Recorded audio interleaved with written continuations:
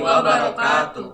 Kami kelompok 4, kelas Indralaya yang beranggotakan saya, Tio Muhammad Pardomuan Alfarizi Simanjuntak, Saya Hani Julia Putri. Saya Yosi Anggraini. Saya Kevin Andran Wijaya. Baiklah, judul pada materi kali ini yaitu uji karbohidrat. Selanjutnya adalah tujuan. Tujuan pembelajaran ini ialah mahasiswa mampu bertanggung jawab, mengelola, mendesain, melaksanakan, dan melaporkan eksperimen uji karbohidrat. Selanjutnya adalah materi. Karbohidrat merupakan makromolekul atau polimer polihidroksialdehid, aldosa atau polihidroksiketon, ketosa, dan turunannya atau senyawa yang bila dihidrolisa akan menghasilkan salah satu atau kedua komponen tersebut. Senyawa karbohidrat menyumbangkan 70-80% sumber energi untuk aktivitas manusia. Konsumsi rata-rata karbohidrat dalam makanan sekitar 65% dan energi yang dihasilkan dari metabolisme seluler karbohidrat tersebut akan digunakan untuk metabolisme biomolekul lainnya seperti protein, lemak, dan asam nukleat. Selain itu, lebih dari 90% komponen penyusun tumbuhan kering adalah karbohidrat. Secara umum, karbohidrat merupakan senyawa polihidroksialdehid atau polihidroksiketon dan derivatnya dalam bentuk unit tunggal yang sederhana maupun unit kompleks. 1. Monosakarida. Karbohidrat yang tidak dapat dihidrolisis menjadi gula yang lebih sederhana disebut monosakarida. Berdasarkan gugus fungsinya, jenis monosakarida ada dua, yaitu aldosa yang memiliki gugus fungsi aldehid dan ketosa yang memiliki gugus fungsi keton. 2. Oligosakarida. Oligosakarida adalah hasil kondensasi dari 2-10 monosakarida. Olisakarida dapat berupa disakarida, trisakarida, dan tetrasakarida. Disakarida merupakan hasil kondensasi 2 unit monosakarida. Contohnya adalah laktosa, maltosa, dan sukrosa. 3. Polisakarida. Polisakarida merupakan jenis karbohidrat kompleks yang terdiri atas unit monosakarida yang terikat dengan ikatan glikosidik. Secara nomenklatur, polisakarida dibagi menjadi 2, yaitu homopolisakarida dan heteropolisakarida. Berikut adalah gambar dari struktur klasifikasi karbohidrat. Ada beberapa metode uji kualitatif karbohidrat, yaitu 1. Uji Molis. Uji Molis adalah uji kimia kualitatif untuk mengetahui adanya karbohidrat. Uji Molis dinamai sesuai penemunya yaitu Hans Molis, seorang ahli botani dari Australia. Uji ini didasari oleh reaksi dehidrasi karbohidrat oleh asam sulfat membentuk cincin furfural yang berwarna ungu. Reaksi positif ditandai dengan munculnya cincin ungu di permukaan antara lapisan asam dan lapisan sampel. 2. Uji iodin. Uji iodin digunakan untuk memisahkan amilum atau pati yang terkandung dalam larutan. Reaksi positifnya ditandai dengan adanya perubahan warna menjadi biru.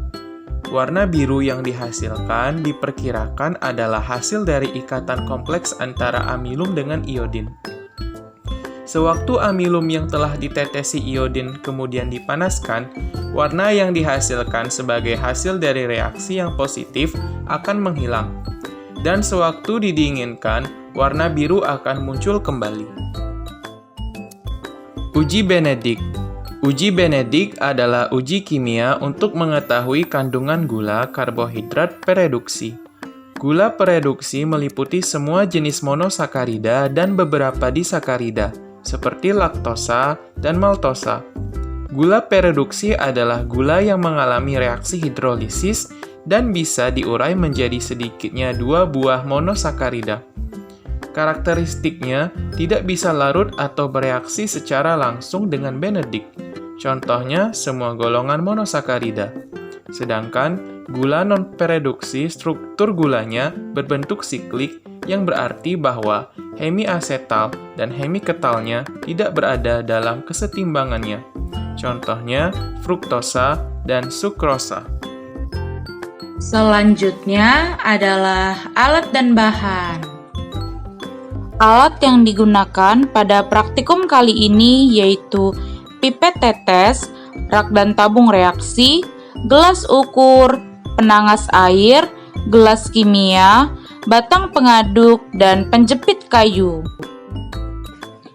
Bahan yang digunakan yaitu reagen molis, reagen iodin, reagen benedik, H2SO4, dan aquades. Bahan selanjutnya yaitu maltosa, sukrosa, glukosa, glisin, dan amilum. Selanjutnya adalah prosedur kerja.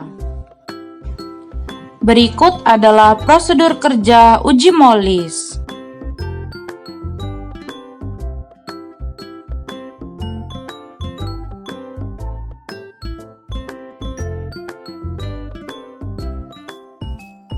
Berikut adalah prosedur kerja uji iodin.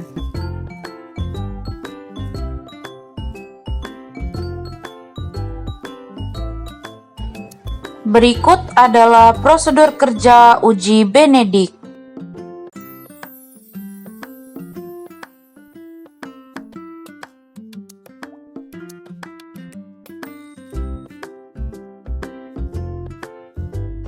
Baiklah, untuk memahami lebih lanjut mengenai materi uji karbohidrat, simaklah video berikut. Praktikum uji molis. 1. Masukkan 2 ml sampel maltosa ke dalam gelas ukur, kemudian tuangkan ke dalam tabung reaksi. Kemudian, teteskan 3 tetes reagen molis pada tabung reaksi. Selanjutnya, siapkan 2 ml H2SO4 ke dalam gelas ukur. Kemudian, tuangkan pada tabung reaksi yang telah terisi maltosa dan reagen. Dan amati perubahan yang terjadi. Sampel maltosa positif uji molis karena terbentuk cincin berwarna ungu. 2. Masukkan 2 ml sampel sukrosa ke dalam tabung reaksi.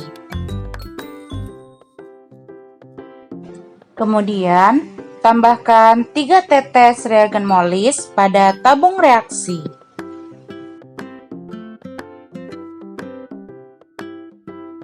Selanjutnya, siapkan 2 ml H2SO4, kemudian tuangkan pada tabung reaksi yang telah terisi sukrosa dan reagen. Dan amati perubahan yang terjadi. Sampel sukrosa positif uji molis karena terbentuk cincin berwarna ungu. 3. Masukkan 2 ml glukosa ke dalam tabung reaksi. Kemudian, teteskan 3 tetes reagen molis pada tabung reaksi. Selanjutnya, siapkan 2 ml H2SO4, kemudian tuangkan pada tabung reaksi yang telah terisi glukosa dan reagen. Dan amati perubahan yang terjadi. Sampel glukosa positif uji molis karena terbentuk cincin berwarna ungu. 4. Masukkan 2 ml sampel glisin ke dalam tabung reaksi.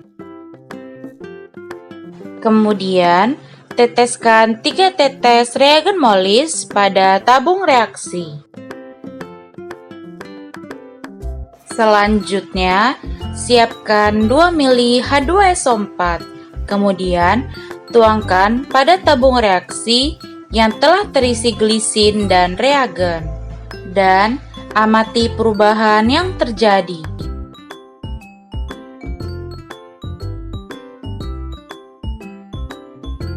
Sampel glisin negatif uji molis karena tidak terbentuk cincin berwarna ungu. 5. Masukkan 2 ml sampel amilum ke dalam tabung reaksi. Kemudian, teteskan 3 tetes reagen molis pada tabung reaksi. Selanjutnya, siapkan 2 ml H2SO4, kemudian tuangkan pada tabung reaksi yang telah terisi amilum dan reagen, dan amati perubahan yang terjadi. Sampel amilum positif uji molis karena terbentuk cincin berwarna ungu. Praktikum uji iodin. 1. Masukkan 3 ml sampel maltosa dalam gelas ukur, kemudian tuangkan ke dalam tabung reaksi. Selanjutnya, tambahkan 2 ml reagen iodin, kemudian homogenkan, dan amati perubahan yang terjadi.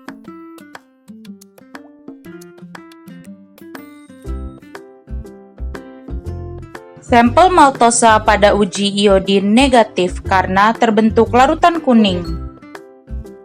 2. Masukkan 3 ml sampel sukrosa ke dalam tabung reaksi. Selanjutnya, tambahkan 2 ml reagen iodin, kemudian homogenkan, dan amati perubahan yang terjadi.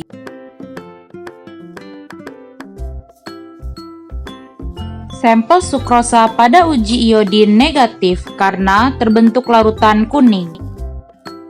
3. Masukkan 3 ml sampel glukosa ke dalam tabung reaksi. Selanjutnya, tambahkan 2 ml reagen iodin, kemudian homogenkan, dan amati perubahan yang terjadi. Sampel glukosa negatif uji iodin karena terbentuk larutan kuning. 4. Masukkan 3 ml sampel glisin ke dalam tabung reaksi. Selanjutnya, tambahkan 2 ml reagen iodin, kemudian homogenkan, dan amati perubahan yang terjadi. Sampel glisin pada uji iodin negatif karena terbentuk larutan kuning. 5. Masukkan 3 ml sampel amilum ke dalam tabung reaksi. Selanjutnya, tambahkan 2 ml reagen iodin, kemudian homogenkan, dan amati perubahan yang terjadi.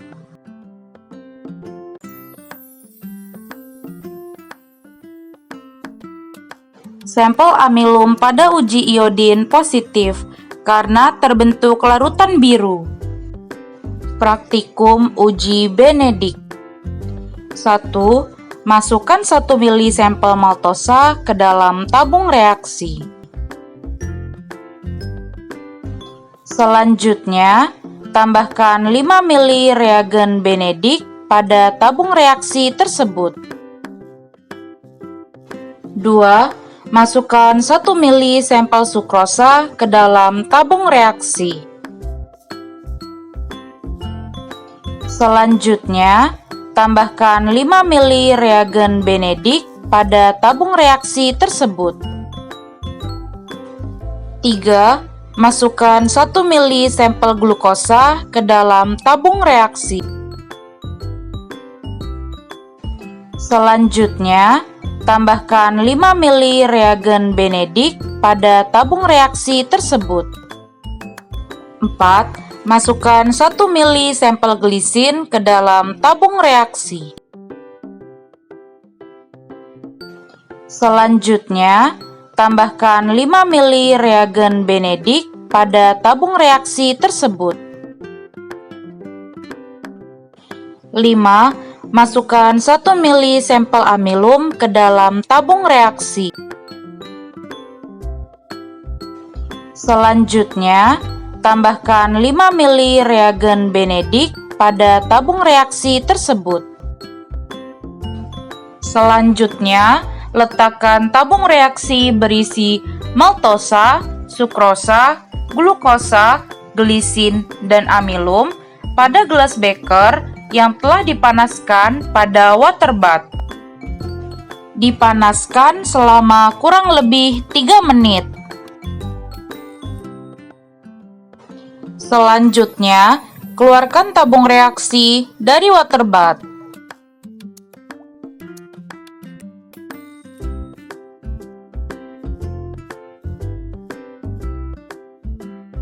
Kemudian, tunggu hingga dingin dan amati perubahannya. Sampel maltosa pada uji Benedict positif karena terbentuk endapan merah bata. Sampel sukrosa pada uji Benedict negatif karena terbentuk larutan biru. Sampel glukosa pada uji Benedict positif karena terbentuk endapan merah bata. Sampel glisin pada uji Benedict negatif karena terbentuk larutan biru. Sampel amilum pada uji Benedict negatif karena terbentuk larutan biru. Selanjutnya adalah data pengamatan. Berikut adalah data pengamatan uji MOLIS.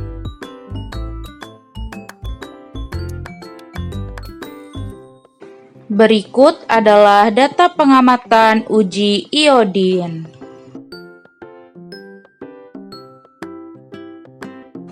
Berikut adalah data pengamatan uji Benedict.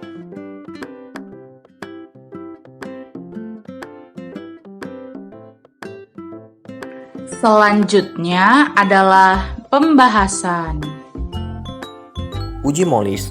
Pada uji MOLIS menggunakan 5 sampel yaitu maltosa, sukrosa, glukosa, glisin, dan amilum. Pada uji MOLIS, dalam sampel maltosa, sukrosa, glukosa, dan amilum menghasilkan reaksi positif karbohidrat, menghasilkan cincin berwarna ungu setelah sampel reagen MOLIS ditambahkan asam sulfat atau H2SO4. Sedangkan pada sampel glisin tidak terbentuk cincin ungu setelah ditambahkan reagen MOLIS dan asam sulfat atau H2SO4. Hal ini disebabkan oleh glisin bukanlah karbohidrat, melainkan asam amino yang menyusun protein. Dalam uji ini, menggunakan reagen MOLIS, di mana reaksi MOLIS terdiri dari larutan anaftol dalam alkohol. Fungsi dari alkohol dalam larutan untuk melindungi partikel karbohidrat dari kontak langsung dengan asam sulfat pekat, sehingga tidak terjadi kerusakan langsung senyawa karbohidrat dalam sampel. Alkohol berfungsi untuk melarutkan anaftol. Anaftol merupakan pewarna spesifik karbohidrat sehingga akan memberikan warna ungu jika bereaksi dengan senyawa furfural. Anaftol bersifat tidak larut dalam air. Selain melindungi senyawa karbohidrat, alkohol berfungsi untuk melarutkan anaftol. Reaksi yang terjadi pada uji MOLIS dapat dilihat pada gambar di bawah ini. Uji iodin. Berdasarkan pengamatan yang telah dilakukan terhadap beberapa bahan uji, terlihat reaksi perubahan pada uji iodium menunjukkan reaksi negatif karena tidak terjadi perubahan warna. Hasil yang terlihat hanya warna kuning pada maltosa, sukrosa, glukosa, dan glisin. Artinya, keempat sampel negatif pada uji ini. Pada uji iodium dapat membentuk kompleks yang berwarna biru jika reaksinya positif untuk senyawa polisakarida seperti amilum. Uji iodin merupakan salah satu metode pengujian yang digunakan untuk membedakan polisakarida dari disakarida dan monosakarida. Perubahan warna larutan terjadi karena dalam larutan pati terdapat unit-unit glukosa yang membentuk rantai heliks karena adanya ikatan dengan konfigurasi pada tiap unit glukosanya. Bentuk ini yang menyebabkan pati dapat membentuk kompleks dengan molekul iodium yang dapat masuk dalam spiralnya. Reaksi yang terjadi pada uji iodin dapat dilihat pada gambar di bawah ini. Uji Benedict. Pada uji Benedict, sampel yang digunakan adalah maltosa, sukrosa, glukosa, glisin, dan amilum. Hasil pengamatan yang didapatkan setelah masing-masing sampel ditambahkan reagen Benedict dan dipanaskan maka sampel maltosa dan glukosa terbentuk endapan berwarna merah bata. Dan pada sampel sukrosa, glisin, dan amilum terbentuk warna larutan tetap berwarna biru atau warna reaksi Benedict. Dari hasil pengamatan ini, hanya sampel maltosa dan glukosa yang positif pada uji Benedict. Uji Benedict ini bertujuan untuk mengetahui adanya gula pereduksi. Prinsip dari uji Benedict ini adalah berdasarkan adanya gugus karbonil bebas yang mereduksi Cu2+ dalam kondisi basah membentuk Cu2O. Artinya glukosa dan maltosa merupakan gula pereduksi yang memiliki gugus karbonil bebas pada strukturnya. Sehingga uji ini bereaksi negatif pada sampel sukrosa yang tidak mempunyai gugus OH bebas yang reaktif karena keduanya saling terikat atau ikatan glikosisdik. Dan pada sampel glisin juga bereaksi negatif karena glisin bukan karbohidrat melainkan asam amino penyusun protein. Reaksi yang terjadi pada uji Benedict dapat dilihat pada gambar di bawah ini. Selanjutnya adalah kesimpulan. Kesimpulan uji Molis. Pada uji Molis dapat disimpulkan pada sampel maltosa, sukrosa, glukosa, dan amilum bereaksi positif terhadap uji Molis yang ditandai dengan terbentuknya cincin berwarna ungu yang menandakan keempat sampel tersebut mengandung karbohidrat. Sedangkan pada sampel glisin bereaksi negatif pada uji Molis karena tidak terbentuknya cincin ungu karena glisin bukan karbohidrat tetapi asam amino. Kesimpulan uji iodin. Pada uji iodin, sampel maltosa, sukrosa, glukosa, dan glisin bereaksi negatif dengan terbentuknya larutan kuning. Pada sampel amilum, terbentuk larutan berwarna biru. Hal ini terjadi karena uji iodin merupakan uji untuk mendeteksi adanya senyawa polisakarida, seperti pati, yang akan menghasilkan kompleks berwarna biru jika bereaksi dengan iodin. Maltosa dan sukrosa merupakan disakarida. Glukosa merupakan monosakarida, dan glisin bukan tergolong karbohidrat, melainkan asam amino. Kesimpulan uji Benedict. Pada uji Benedict, untuk mendeteksi karbohidrat yang merupakan gula pereduksi, sampel maltosa dan glukosa bereaksi positif dengan terbentuk endapan berwarna merah bata, sedangkan sukrosa dan amilum bukan tergolong gula pereduksi, dan glisin merupakan asam amino. Terima kasih telah menyaksikan video kami. Semoga video ini dapat bermanfaat bagi kita semua. Akhir kata, wassalamualaikum warahmatullahi wabarakatuh.